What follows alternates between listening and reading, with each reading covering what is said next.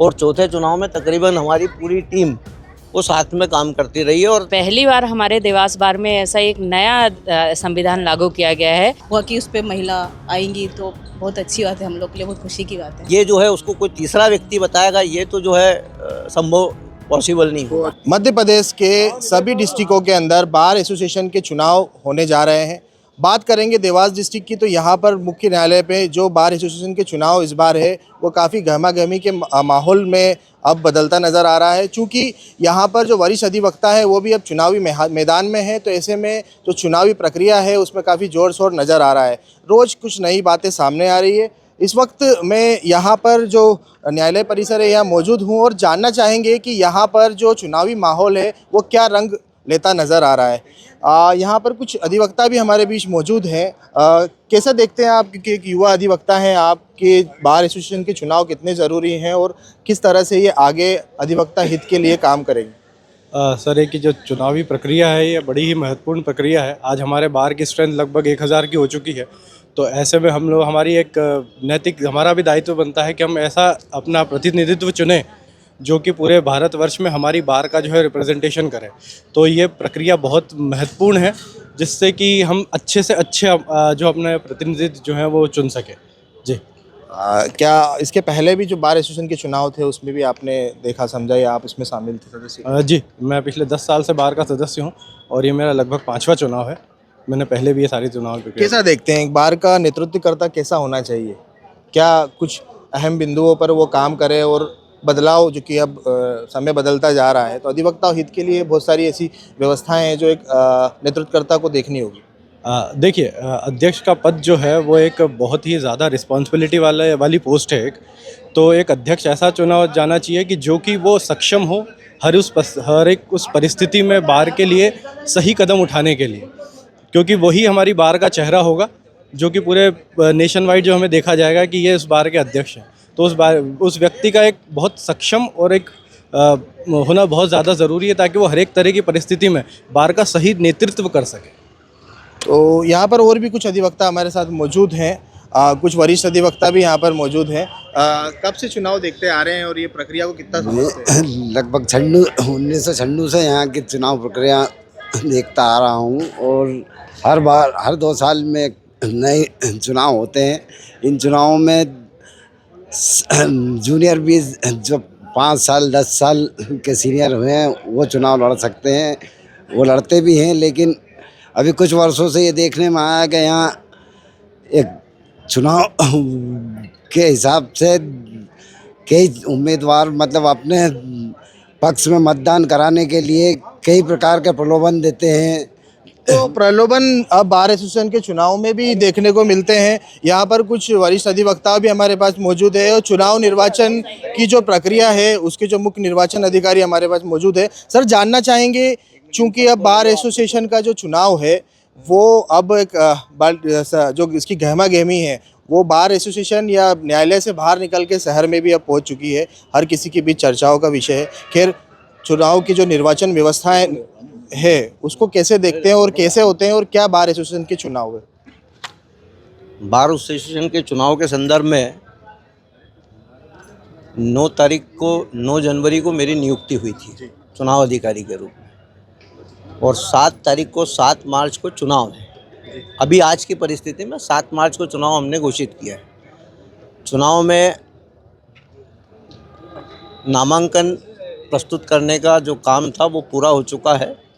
इस बार क्या विषय रहा है जो इतना गहमा-गहमी का माहौल बन चुका है? शहर भर में चर्चा है बार एसोसिएशन के चुनाव की। मुझे नहीं मालूम, हर बार जो है उतने ही प्रेस नोट जारी होते हैं, हर बार जो है उतने ही मीडिया के लोग आते हैं, हर बार इंटरव्यू होता है, हर बार जो है प्रकाशन होता है। सारी चीज़ें पहले भी होती रही है और ये चौथा चुनाव है, तीसरा नहीं चौथा चुनाव लगातार। और चौथे चुनाव में तकरीबन हमारी पूरी टीम वो साथ में काम करती रही है और चुनाव हुए। और मुझे नहीं लगता किसी भी ये आपत्तियाँ इसमें कि बहुत सारी पहले भी आपत्तियाँ आ चुकी है, हाईकोर्ट भी गए हैं, हाईकोर्ट से भी कोई रिलीफ नहीं मिला है।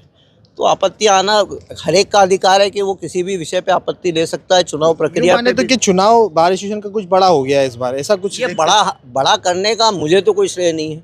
मैंने तो जो कुछ किया है, कैंडिडेट्स को बोलेंगे अगर कैंडिडेट उसको इतना हाइप पे ले जाएंगे तो उसके लिए मैं दोषी नहीं। हमारा तो सिर्फ काम है इस न्यायालय प्रांगण में जो चुनाव कराना है उतना भर है, और चुनाव से इससे ज़्यादा भाई चुनाव में बाहरी जो भी लोग हैं उनका क्या इंटरेस्ट होगा। देवास बार का कौन अध्यक्ष बन रहा है, देवास बार का कौन सचिव बन रहा है, इसमें उनका किसी का कोई इंटरेस्ट होना या उनका उसमें जो है इन्वॉल्व होना कोई मुझे नहीं। कुछ अहम बिंदुओं को हाईलाइट किया गया जो आपके द्वारा एक नोटिफिकेशन जारी हुआ कि बाहरी लोगों को प्रवेश उसका पहले से ये कोई आज का नहीं है, पिछले 3 चुनावों से समान प्रक्रिया है। हर चुनाव में हम यही कहते हैं कि भाई बार एसोसिएशन का चुनाव है, ये जितने सारे लोग आपके सामने खड़े हैं ये सारे काले कोट यूँ ही नहीं, हर एक को काला कोट पहनने को नहीं मिलता है और नेक बैंड बांधने को भी नहीं मिलता। उसको उतना जो है स्टेट बार जब अधिकृत करती है तो एवरीबडी एक्सपेक्ट कि that he must be knowing each and everything, और अगर उसको वो भी नहीं मालूम होगा अगर किसको वोट देना है, ये जो है उसको कोई तीसरा व्यक्ति बताएगा, ये तो जो है संभव पॉसिबल नहीं होगा। चौथा चुनाव आप चौथा चुनाव है, लगातार चौथा। तो ये जो जानकारी आपने विस्तृत दी उसके लिए बहुत बहुत धन्यवाद। एक अहम बिंदु और भी आम लोगों के लिए और आपके अधिवक्ता हित के लिए ही कितना महत्वपूर्ण होता है ये चुनाव? देखिए, महत्वपूर्ण तो किसी भी संस्था का चुनाव इसलिए होता है कि वो उसके सदस्यों के लिए बहुत तरीके से जो है मदद कर सकते हैं। अगर कार्यकारिणी उचित है, वो कार्यकारिणी अपने हिसाब से काम करे तो अधिवक्ताओं के उत्थान के लिए काम करने के लिए कार्यकारिणी बनती है। इससे ज़्यादा का कोई उसका उद्देश्य होता नहीं। कोई हमारे पास भी ऐसा बहुत बड़ा फंड नहीं होता है कि जिस फंड को हम यूटिलाइज़ करके जो है कुछ काम कर सकें। सिंपल सी सिर्फ इतनी सी बात है कि यहाँ पे 750-800 अभी जो मेंबर हैं, 1000 होंगे, उसमें से बमुश्किल 300-400 या 500 रेगुलर मेंबर हैं। तो वो 300-400 के लिए आप क्या कर सकते हो, ये इम्पॉर्टेंट है। लाइब्रेरी कैसी हो, बार रूम कैसा हो, अधिवक्ताओं के लिए क्या किया जाता है, यही सिंपल सी बातें हैं, इसके लिए चुनाव होता है। बहुत बहुत धन्यवाद। अधिवक्ता हित की बात है तो ये महिला अधिवक्ताएं भी हमारे बीच मौजूद हैं। कैसे देखते हैं महिला चुनाव अधिकारी के साथ आप अगर देखें कि तो एक महत्वपूर्ण है कि महिला अधिवक्ताओं की भी अब तादाद बढ़ती जा रही है, तो महिला अधिवक्ताओं के विषय बिंदु जो हैं उन पर भी कुछ काम होना चाहिए, कुछ बताओ। ये बड़े सौभाग्य का और खुशी का विषय है कि पहली बार हमारे देवास बार में ऐसा एक नया संविधान लागू किया गया है जिसमें विशेषकर एक पद मातृशक्ति के लिए आरक्षित किया गया है। तो ये हम सब महिला अधिवक्ताओं के लिए तो बड़े गर्व का और गौरव का विषय है कि अब हम भी उस कार्यकारिणी के सदस्य होंगे, ये कि हमारी भी अब उसमें सहभागिता होगी। इसलिए हमारे लिए बहुत अच्छा है ये चुनाव बहुत ज़रूरी है जी। नहीं, ये जो दीदी ने बताया कि हम लोग के लिए बहुत अच्छी बात है कि हम महिला एक उपाध्यक्ष पद भी यहाँ पर हुआ कि उस पर महिला आएंगी, तो बहुत अच्छी बात है, हम लोग के लिए बहुत खुशी की बात है। ये जो चुनाव संबंधित व्यवस्थाओं को लेकर शिकायत निर्वाचन अधिकारी के खिलाफ, क्योंकि आप भी उसी पैनल से, तो इसको कैसे देखते हैं? शिकायतें तो आनी ही चाहिए ना, यदि है तो आनी चाहिए, और आ रही है तो उसका निराकरण भी हो रहा है। शिकायतें आती रहती है और इस प्रकार की शिकायतों का निराकरण भी होता रहता है। और भी कुछ हमारे व्यक्ति मौजूद हैं। ये जो शिकायत हुई है निर्वाचन अधिकारी की और जो पूरे शहर में गहमा-गहमी का माहौल है, शिकायत का क्या अहम वजह है?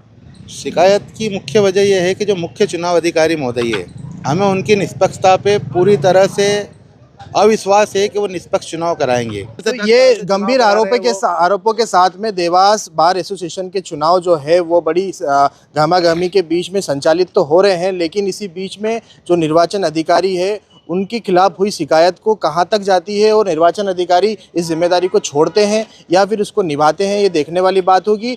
IBC 24 के लिए मैं मोनीश वर्मा।